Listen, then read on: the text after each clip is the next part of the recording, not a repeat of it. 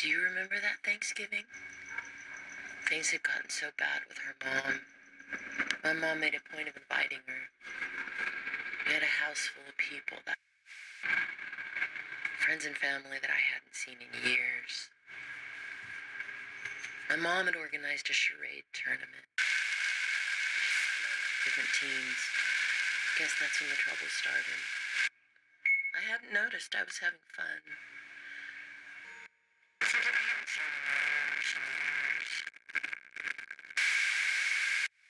I knew at least half of the people there. And the other half, she was in the middle of it, being charming. The belle of the ball, like usual. Everyone loved her. She got to know everybody quickly. My cousin brought a friend, a boy. I thought he was really cute. He wound up on the same team as me at charades. I was so shy. I was so shy back then.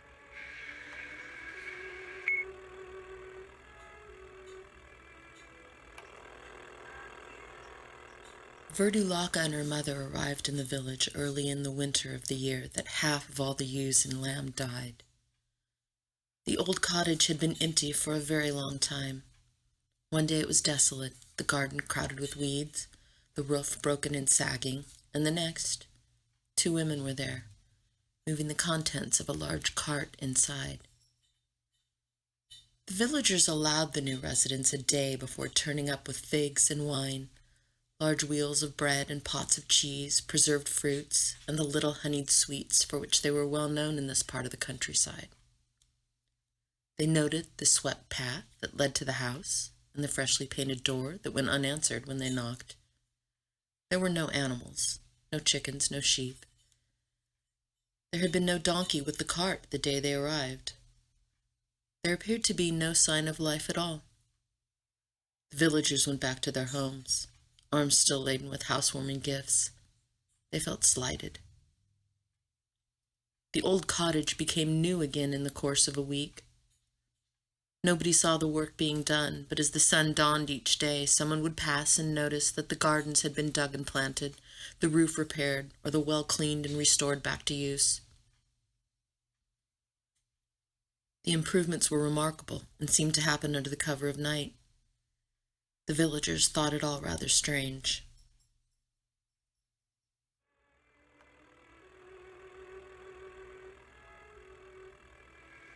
I went into my room later in the evening and he happened to be in there. He was using my phone. My mom had told him he could. He had to call his work. We sat there in my room and talked for a while.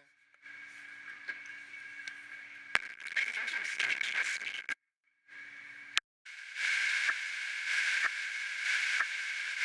Came into the room. She was really weird, really angry. I couldn't figure out what was wrong with her. She left. He and I sat there and talked for a little while longer. And then he leaned in.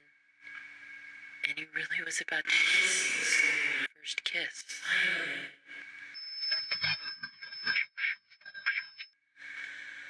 I just wanted it to be okay. I didn't want to embarrass myself. And the bedroom door swings open and she came right back in. She was really rude this time. Follow her. I followed her. What was wrong? She told me I was selfish and I wasn't paying enough attention to her. Which I thought was really funny. How many sat alone in a corner while she was social butterfly all over the place. Right then my mom grabbed me. She told me my cousins were leaving. I really wanted to say goodbye, but almost kissed me. And when I turned around, she was gone. She showed up again and found me. Told me she needed to talk to me. Dragged me into the screamed at me. No one was talking to her. She was really, really angry. Next thing I knew, she was crying. And it really hurt. She started picking up stuff in the room and throwing it at me.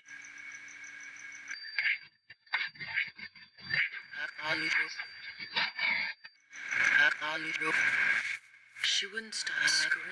I was begging her to stop screaming, please.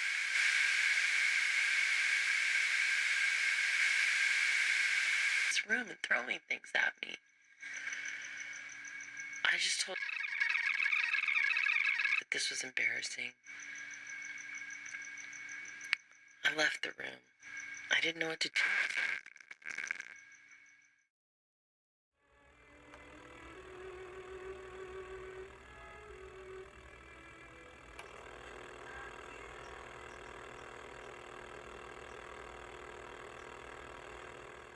Pandora finally met the daughter of the house one day while she was out moving the sheep from one pasture to another. It was the first of the year, and her mother had allowed her the task entirely on her own. She had turned her ankle very badly in a hole, and the dog wasn't listening to her that day. Her mother was always saying she must remember to look down when she walked. She tried to stand up on her own, but could not. She began to fret because the sheep were wandering away, and she had no idea where the dog had gone. A young woman, about her age, approached her and asked her what was wrong. She told her she'd twisted her ankle and lost track of her sheep. The young woman introduced herself as Verdulaka and helped Pandora up. Though short, squat, and childlike in stature, she proved remarkably strong and took Pandora's weight easily. The two hobbled their way back to the old cottage, and Verdulaka introduced her mother, explaining that she was a nurse. The old woman took hold of Pandora's foot and examined it. Pandora tried not to wince. Her touch was rough. The nurse spit into the fire and told her the joint was merely turned, not broken. She scrabbled around in a cupboard, pulled out a jar and smeared the contents, nasty and sour-smelling, onto her ankle and tied it up with some clean, ripped-up rags, instructed her to watch where she was going. Pandora's mother thanked Verdulaka profusely and sent her back home with a pair of woolen stockings she had just finished knitting, a large jar of olives, and an invitation to come back any time. After that, Verdulaka showed up at Pandora's cottage often. She helped Pandora watch the sheep, and the two girls would tell each other secrets and stories and spin plans about what life might be like when they got older. When Pandora visited Verdulaka's cottage, her mother was rarely there. The old nurse disappeared for days at a time. When she did return home, the atmosphere was tense. The silent air pulsed with something dark and angry waiting to be unleashed. Pandora would find reasons to go home when it got like that. Pandora had seen what had happened when the old nurse had been back home a little too long. One never knew when the moment would come. The old woman would be offended by her daughter's tone of voice, by the way she scrubbed the floor or built the fire, by a basket that had been left on a table instead of put away in the loft where it belonged. It was mystifying to Pandora. Verdulaka's work was always impeccable. She kept the cottage clean, their clothes mended, and the table full when her mother deigned to appear for a meal.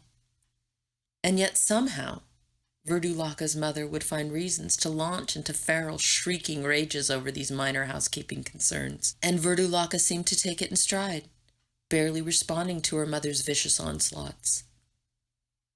Pandora had never seen anything quite like it.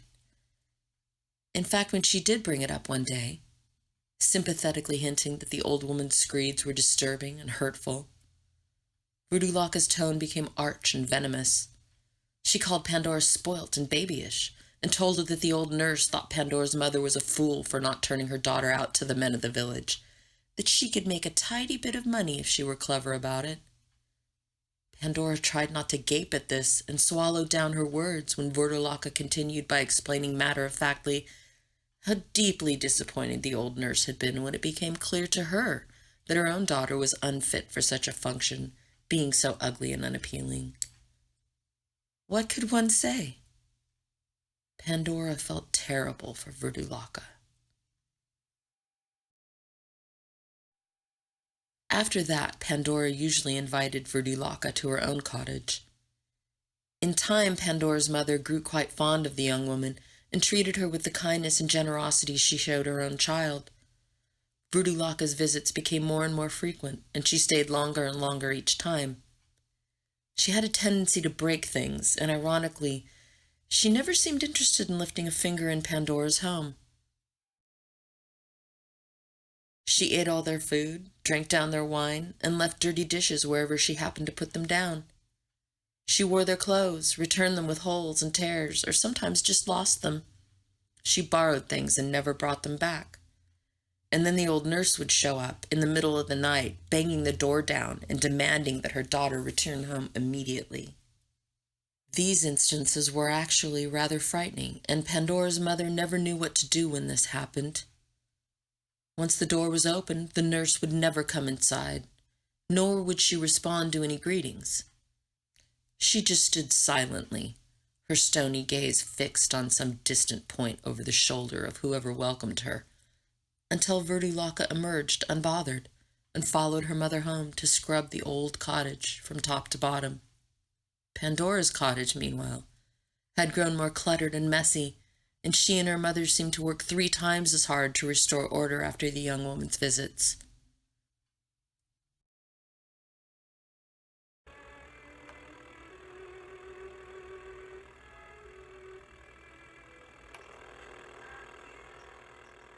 Dragged me to the kitchen, started yelling at me. There were people in the room with us. She was really drunk by then. She started washing dishes, which I thought was weird. Why are you washing dishes in the middle of this party? She picked up a knife, just started waving it at me, screaming and yelling about what a selfish bitch I was. Scary. My dad walked into the room, my uncle. They both looked at us like we were crazy. I kept begging her, please stop, please. Please. You know, she ended up spending the night. When I think back, I was crazy. I slept in that same room with her after she threatened me with a knife and threw. She would do this kind of stuff whenever anyone would get close to me. Just get violent and angry. And I felt like I had to follow her. I had to find her and make sure she was okay.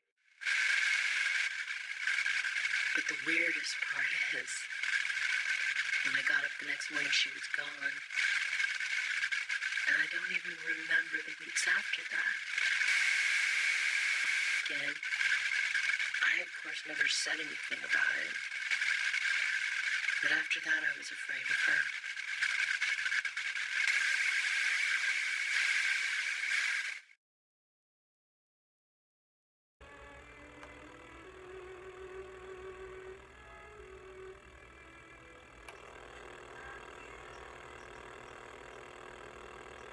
About a year after Vrudulaka and her mother arrived in the village, the first infant death in childbirth occurred. A month later, the second infant died, and then the mother as well, and the villagers began to look dubiously at the midwife. When the innkeeper's wife finally hung up her apron and went to bed to produce their 4th child, the innkeeper nervously knocked on Vrudulaka's door and asked if her mother would deliver the baby. The old nurse happened to be home and, surprisingly, agreed to attend, for a price that was 3 times the old midwife's fee. The innkeeper's wife noted the old woman's lack of bedside manner, but she was distinctly gentler with the laboring woman than she had been with Pandora and her twisted ankle. Mother and twins, a complete surprise those twins, came through soundly and thrived in the days that followed. The next time a woman was called to childbed in the village, the old nurse was summoned, her exorbitant fee demanded and paid, and, once again, labor and delivery were a success. The old nurse prospered in the village. Her services came dearly, her demands were arbitrary, and she was rude to a fault, but children were born healthy and women recovered well. The village midwife, meanwhile, took to drink and died of an unspecified fever some 6 months after her last disastrous delivery.